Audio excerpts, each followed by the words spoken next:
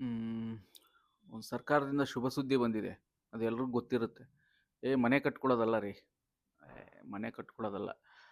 ನಾಳೆ ಪಾರ್ಟಿ ಎಲ್ಲಿ ಮಾಡೋದು ಅಂತ.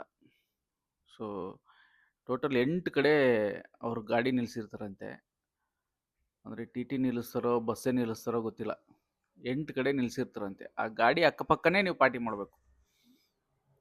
ಗಾಡಿ ಅಕ್ಕಪಕ್ಕನೇ ಪಾರ್ಟಿ ಮಾಡಿ ಆ, ಅವರೇ ಬಂದು ಮನೆ ಹತ್ತತ್ರ ಬಿಡ್ತಾರೆ. ನೀವು ಮನೆ ಬಾಗಿಲಿಗೆ ಬಿಡೋಂದ್ರೆ ಆಗಲ್ಲ. ಒಂದು ಕಾರ್ನರ್ ಪಾಯಿಂಟಿಗೆ ಬಂದು ಡ್ರಾಪ್ ಮಾಡ್ತಾರಂತೆ. ಅದೊಂದು ಶುಭ ಸುದ್ದಿ ಹೇಳಕ್ ಬಂದೆ. ಗಾಡೀಲಿ ಹೋಗ್ಬೇಕಾದ್ರೆ ಹಂಗೆ ಪಾರ್ಸಲ್ ತೊಗೊಂಬಂದು ಮನೆವರೆಗೂ ಕುಡ್ಕೊಂಡು ಹೋಗೋಣ ಅಂದ್ರೆ ಅದಕ್ಕೆ ಒಪ್ಪಲ್ಲ ಅವರು. ಗಾಡಿ ಇರುತ್ತೆ, ಗಾಡಿ ಅಕ್ಕಪಕ್ಕದಲ್ಲಿ ನೀವು ಸಿಗ್ಬೇಕು ಅವ್ರಿಗೆ. ಮೆಟ್ರೋನು ಇರಲ್ಲ 10 ಗಂಟೆ ಮೇಲೆ. ಹಾಗಾಗಿ ಸೊ ಯಾರ್ಯಾರು ಸ್ನೇಹಿತರು ಎಲ್ಲಿ ಪಾರ್ಟಿ ಮಾಡೋದು, ಡ್ರಂಕ್ ಅಂಡ್ ಡ್ರೈವ್ ಹಿಡಿದು ಬಿಡ್ತಾರೆ ಅನ್ನೋ ಯೋಚನೆ ಇದ್ರೆ, ಸರ್ಕಾರದ 8 ಬಸ್ಸು ಇರುತ್ತಂತೆ. 8 ಬಸ್ ಅಲ್ಲ, 8 ಬಸ್ಸೋ ಟಿ ಟಿನೇನೋ ಮಾಡ್ತಾರೆ.